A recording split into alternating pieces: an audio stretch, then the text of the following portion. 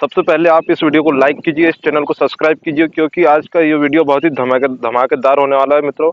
और सभी सगाजनों से निवेदन है कि इस वीडियो को इतना फैलाना कि सभी आदिवासी भाई हमारे जाग सके कि वो हिंदू नहीं है, आदिवासी हिंदू नहीं है। और जो बहुत सारे लोग क्वेश्चन कर रहे हैं कि आदिवासी हिंदू क्यों नहीं हो सकता, तो मैं आज उनको सबूतों के साथ यहाँ पर दिखा रहा हूँ। इसलिए बोल रहा हूँ, इस चैनल को सब्सक्राइब करके रखो, घंटी के आइकन को ऑल करके रखो, और इस वीडियो को लाइक करो और इतना शेयर करो इस वीडियो को कि पूरे आदिवासी भाइयों के पास ये वीडियो होना चाहिए। तो चलिए हम शुरू करते हैं। तो मैं लिख कर आया हूँ क्योंकि मैं भूल जाता, कहीं कहीं बहुत लंबा है। तो चलिए शुरू करते हैं आज का वीडियो। तो सबसे पहले है सेंसस ऑफ इंडिया, यानी भारत की जनगणना। अंग्रेजों के समय से शुरू कर रहा हूं मैं कि उस समय क्या हुआ होगा, क्या हुआ होगा नहीं क्या हुआ था, मैं आपके सामने ये चलते भी रहेगा और मेरी आवाज भी आपको आती रहेगी। तो सबसे पहले ये जो जनगणना होती है हमारी, वो केंद्र सरकार के द्वारा हमारे लिए यहाँ पर ये है, यहाँ पर उनकी गिनती की जाती है। तो ठीक है, सबसे पहले अंग्रेजों के द्वारा जो जनगणना हुई है, हम उसको जानने की कोशिश करते हैं और आप सामने देखते जाइए, मैं बताता हूँ आपको। यहाँ पर 1871 में सबसे पहली जनगणना हुई है अंग्रेजों के समय। तो वहाँ पर आदिवासियों के लिए जो अलग से धर्म कॉलम दिया गया है, आपको आगे मिलते जाएगा, आप देखते जाना, ध्यान से देखिए इस वीडियो को। और जो कुछ लोग कहीं से आ गए होंगे हमारे वीडियो पर, तो वो जो कमेंट बॉक्स में रायता फैलाने वाले, उनसे अभी भी कह रहा हूँ, मैं अभी कह रहा हूँ कि निकल जाओ वीडियो से, आप लोगों को कोई मतलब नहीं है इस वीडियो को देखने से। जो आदिवासी भाई है वो तो वीडियो को जरूर देखे और इस वीडियो को शेयर करें। चलिए शुरू करते हैं। सबसे पहले 1871 में जो आदिवासियों के लिए शब्द यूज किया गया था वो है एबोरिजिनल। फिर 1881 की जनगणना में भी उसे एबोरिजिनल कहा गया, आदिवासियों को। फिर 1851 में आदिवासियों को फिर एबोरिजिनल कहा गया, है ना। फिर 1901 में एनिमिस्ट। अब इस एनिमिस्ट का जो वो है, अर्थ है हिंदी में कि सभी जीवों को मतलब हमारे जो प्रकृति में जितने भी जीव जंतु है, प्राणी, पेड़ पौधे, पानी, जल, वायु, हवा, इन सब में जान होती है, ऐसा मानने वाला, यानी आदिवासी। उसके बाद में 1921 में भी एनिमिस्ट ही माना गया उसे। 1931 में उसको चेंज किया गया और उसे कहा गया ट्राइबल रिलीजियन, यानी ट्राइबल रिलीजियन कहा गया। फिर भी उसको 1931 में जनगणना हुई थी, फिर भी उसे अलग धर्म कॉलम के रूप में लिखा गया। उसके बाद 1941 में ट्राइब्स के नाम से जाना गया आदिवासियों को, और फिर भी उनको अलग धर्म में लिखा गया। ठीक है, उनके अन्य धर्मों के साथ मिलावट नहीं हुई, फिर भी अलग धर्म के रूप में वहां पर उनकी गिनती हुई है। और 1951 में यहाँ पर सब घपला कर दी सरकार ने, और यहाँ पर 1951 में जब जनगणना हुई तो वहां पर शेड्यूल्ड ट्राइब आ गया। यहाँ पर सबसे बड़ा धोखा होता है। चलिए अब सबूतों की शुरुआत करते हैं। सबसे पहले हम एबोरिजिनल। जब अंग्रेजों ने आदिवासियों के लिए एबोरिजिनल शब्द का प्रयोग किया था, तो वहां पे जो एबोरिजिनल शब्द है वो 1871 में, उसके बाद 1881 में भी एबोरिजिनल लिखा गया। आप देखते जाइए, बहुत स्पष्ट शब्दों में लिखा है, सबूत आपके सामने है। 1991 में एनिमिस्ट कहा गया, एनिमिस्टिक, यानी सभी पेड़ पौधे, जीव जंतु और हवा, जल, वायु में जान होती है, ऐसा मानने वाले, एनिमिस्टिक यानी आदिवासी, यानी सर्ववादवाद जिसे हम कह सकते हैं। उसके बाद 1901 में जनगणना हुई है, 1991 के बाद में, 1891 के बाद में 1901 में, उसमें the population bye religion table number 6, यानी 6 नंबर के टेबल में कहा गया है,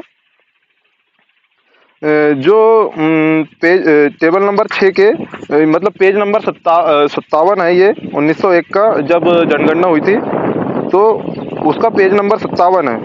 उसमें यहाँ पर एनिमिस्ट का वर्णन स्पष्ट रूप से किया गया है। The term denotes primitive form of belief which are found among the jungle tribes, Mundas, Bhil, Santhal, Bhil, etcetera, यानी ये सभी आदिवासियों के लिए उपयोग किए गए शब्द है। उसके बाद 1901 की जनगणना में कॉलम डी में, ये देखिए यहाँ पर आपके सामने दिखाई दे रहा है, वहाँ पे आदिवासियों को एनिमिस्टिक का स्पष्ट वर्णन दर्शाया गया है। उसके बाद 1911 की जनगणना में आदिवासियों का कहाँ रहते हैं, क्या करते हैं, ये बताया गया है। All animistic are the jungle tribes, यानी आदिवासी। एनिमिस्टिक का जो वर्णन किया गया है यहाँ पर जंगल ट्राइब्स के नाम से उनको कहा गया है। अलग से पूरा विवरण है, आप देख लीजिए इसे। उसके बाद 1911 में एनिमिस्टिक के अंदर कौन कौन आते हैं, यहाँ पे स्पष्ट रूप से लिखा हुआ है, ट्राइबल यानी आदिवासी, पेज नंबर 226 पर। 1911 की जनगणना में पेज नंबर 226 पर यह लिखा हुआ है। वहीं पर 1921 की जनगणना में पेज नंबर 26 में आप देखिए यहाँ पर हिंदू, जैन, मुस्लिम, ये सारे धर्मों के जो कॉलम है, जो जनगणना हुई है, वह सब अलग अलग लिखी हुई है। और यहाँ पे एनिमिस्ट के लिए अलग से कॉलम बना हुआ है। पेज नंबर 57 में एनिमिस्ट के अंदर कौन कौन आते हैं इसका वर्णन भी है। ठीक है, ये आप पढ़ लीजिए इसको हिसाब से। फिर पेज नंबर 102 में क्या लिखा है, सभी धर्मों के कॉलम अलग अलग है यहाँ पर भी, और जो एनिमिस्टिक है उनके जो काउंटिंग हुई है, उनकी जो जनगणना हुई है, उनका कॉलम अलग है। उसके बाद में 1931 में जब जनगणना हुई है, यहाँ पर एनिमिस्टिक का नया नाम आया है, ट्राइबल रिलीजियन यानी आदिवासी। लेकिन फिर भी यहाँ पे उनकी जो जनगणना है वह अलग हुई है, सभी धर्मों से इसको अलग धर्म के रूप में लिखा गया है। आप टेबल में अच्छे से देखिए, ये सबूत हो गया। उसके बाद है पेज नंबर 1931 की जनगणना का 366 नंबर का जो पेज है, उस पर लिखा है, यहाँ पर अलग अलग धर्मों को और उसको मानने वाले लोगों की संख्या स्पष्ट की गई है। उसके बाद 1941 की जनगणना आती है, यहाँ पर रिलीजन शब्द को हटाया गया है और उसकी जगह पर कम्युनिटी शब्द का उपयोग किया गया है। ठीक है, फिर भी वहाँ सभी धर्मों को अलग अलग रूप से काउंट किया गया है। यहाँ पर भी आदिवासियों के लिए अलग कॉलम बना हुआ है। यहाँ तक अभी भी आदिवासियों को एक धर्म के रूप में लिखा गया है। फिर 1951 की जनगणना आती है। अब यहाँ पर आप देखिए, इस टेबल को देखिए, इसमें सबसे बड़ा धोखा हुआ है। यहाँ पर आदिवासियों का कॉलम ही नहीं है। क्या हुआ? अब सरकार से हम पूछने जाए कि ये क्या हुआ कि 1951 में की जो जनगणना हुई है, वहाँ का जो हमारा आदिवासी का कॉलम था वो कहाँ गया? क्या ये सारे के सारे मर गए? क्या हुआ इनके साथ? चलिए फिर आगे देखते हैं। 1941 से 1951 के बीच में जब जनगणना हुई है, तो 1941 में यहाँ पर आप देखिए ट्राइबल्स जो है और जिनके हम एनिमिस्टिक कहते हैं वह 12% पे है, और 1951 की जनगणना में यहाँ डॉट डॉट डॉट यानी खाली, यहाँ पर कुछ नहीं है। यहीं पर पेज नंबर 145 में आदिवासी कॉलम हटा दिया गया है। ठीक है, फिर पेज नंबर 196 में एक सोशल वर्कर आई थी, उनका नाम था miss E.A. Maxwell of the Canadian mission eight Banswara. ये बांसवाड़ा आई हुई थी। तो इन्होंने जब आदिवासियों से पूछा, उनके धर्म के बारे में पूछा, तो यहाँ पर आदिवासी क्या कहते हैं, इसे ध्यान से सुनिए। यहाँ पर इसका जो पहले नंबर का पॉइंट है, दे डू नॉट, यहाँ पर आदिवासी उनको अपने धर्म के बारे में बता रहे हैं। तो दे do not regular rule worship before Hindu ideas, यानी आदिवासी हिंदू देवी देवताओं की पूजा पाठ हम नहीं करते हैं या करते थे। ठीक है, उसके बाद दूसरा है बी नंबर का, they do not enter Hindu temples, आदिवासी कभी हिंदू मंदिरों में नहीं जाते। उसके बाद में है C, they do not have image of ideas in their house. मतलब जो हिंदू देवी देवताओं की फोटोज है वो किसी आदिवासी के घर में नहीं होती है, स्पष्ट लिखा हुआ है। उसके बाद में डी नंबर का, आदिवासियों ने अपने किसी कार्यक्रम में, आदिवासी जो होते हैं हम लोग, वह कभी ब्राह्मणों को हमारे किसी भी कार्यक्रम में, उदाहरण के लिए मैं बता दूं, जन्म मृत्यु, शादी विवाह और भी जो अन्य कार्यक्रम होते हैं उनमें हम ब्राह्मणों को नहीं बुलाते हैं। इसका मतलब क्या हुआ, आदिवासी हिंदू नहीं है। फिर वहीं पर तो फिर वो किसे बुलाते हैं, जो आदिवासी होते हैं अगर वो ब्राह्मणों को नहीं बुलाते तो वो किसे बुलाते हैं। तो यहाँ पर सभी आदिवासियों के अलग अलग है कि भोपा, जोगी, भूमिका, परिहार, ओझा, ये सभी आदिवासी होते हैं और यह अपनी अपनी संस्कृति में पंडित जैसे कार्य करते हैं। ठीक है। उसके बाद में है ई नंबर का, ई और एफ को मिलाया गया यहाँ पर। आदिवासी कहते हैं कि उनके पूर्वज मरने के बाद, यहाँ पर आदिवासी को जो कॉन्सेप्ट है वह इस प्रकार से है, जो उनके पूर्वज होते हैं वह मरने के बाद उनका जो उन्हें हम देव में ले लेते हैं, ठीक है, और जिन्हें वो पुरखा कहते हैं के रूप में घर में रख लेते हैं, और हम पुनर्जन्म में विश्वास नहीं रखते, जबकि हिंदू संस्कृति में पुनर्जन्म को की व्याख्या की गई है। इसका मतलब आदिवासी हिंदू नहीं है। अब कॉन्सस ऑफ इंडिया 1951, यहाँ पर धोखा हुआ है, इसको अच्छे ध्यान से पढ़िए, सुनिए, आप देखिए सामने, मैं आपको दिखाता हूँ। पेज नंबर 195 में हिंदू कौन होते हैं इसका वर्णन किया गया है। तो यहाँ पर जो हिंदू होते हैं, ब्राह्मण, क्षत्रिय, वैश्य और जो इन जीवों में जन्म लेते हैं वही हिंदू होते हैं।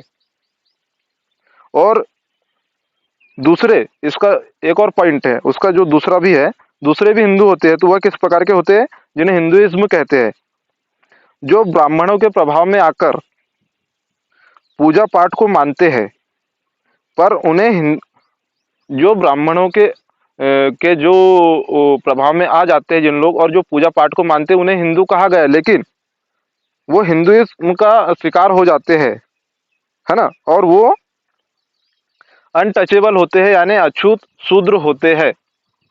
यहाँ तक आपको बात समझ आ गई। चलिए आगे देखते हैं। कॉन्सेंसस ऑफ इंडिया 1951, हम 1951 की बात कर रहे हैं। पेज नंबर 198 में क्या लिखा हुआ है, यहाँ पर स्पष्ट लिखा है कि पॉलिटिकल माइंडेड हिंदूज ने हिंदू मंदिरों के दरवाजे इनके लिए खोल दिए हैं, इनको हिंदू धर्म में मिलाने के लिए। किन्हें, आदिवासियों को। इन्होंने पॉलिटिकल फायदे के लिए आदिवासियों को आदिवासी में न गिनकर शूद्र रूप में गिना गया, जो अनटचेबल हिंदू है। अब बताइए यहाँ पर धोखा हुआ है या नहीं हुआ 1951 की जनगणना में। अब आप सभी ये जो सारी जो फोटो आपके सामने दिख रही है, इन सभी को आप आदिवासी समाज.com पर जो वेबसाइट है वहाँ पर जाकर आप और अच्छे से देख सकते हैं। वहाँ पर और विस्तार से दी गई है। वीडियो ज़्यादा लंबा होता है, इस कारण मैंने इसको थोड़ा कम करने के लिए इसे शॉर्टकट में लिखा हूँ। फिर उसके बाद हम देखते हैं, ये तो हुई अंग्रेजों के ज़माने के बाद। अब भारत का संविधान क्या कहता है आदिवासियों के बारे में, हम ये देखते हैं। यहाँ पर भारत के संविधान में आर्टिकल 341, 342 में शेड्यूल कास्ट, शेड्यूल ट्राइब के लिए अलग से प्रावधान है। और यहाँ पर हिंदू किसे माना गया है भारत के संविधान में, इसे देखिए, हिंदू मैरिज एक्ट की धारा 2 में और हिंदू सर्वेक्षण एक्ट की धारा 2 में, इसमें कौन कौन आते हैं, वैष्णव, लिंगायत को मानने वाले, प्रार्थना करने वाले समाज, आर्य समाज, ब्रह्म समाज को मानने वाले, और बौद्ध समाज को, सिख समाज को, जैन समाज को, और जो मुस्लिम, फारसी नहीं होते वो भी हिंदू में आते हैं, और जो ईसाई धर्म को नहीं मानते वो हिंदुओं में आते हैं, जो किसी धर्म कानून से गवर्न नहीं होते, वह हिंदू में शामिल होते हैं। ठीक है, इसके बाद में यहाँ पर इसका सब सेक्शन 2 है। अब यहाँ पर जो प्रावधान है वो हमारे आदिवासियों के लिए है। तो यहाँ पर कहा गया है कि ये हिंदू विधियां 342 के तहत घोषित शेड्यूल ट्राइब की लिस्ट पर लागू नहीं होती।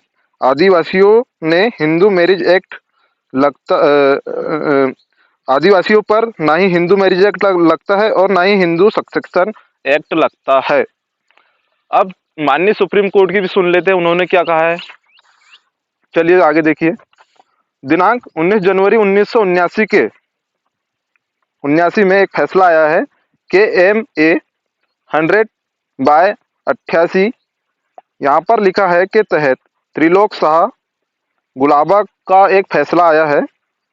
वहाँ पे माननीय न्यायाधीश ने कहा है कि गोंड हिंदू नहीं है। अब गोंड कौन है? आदिवासी है।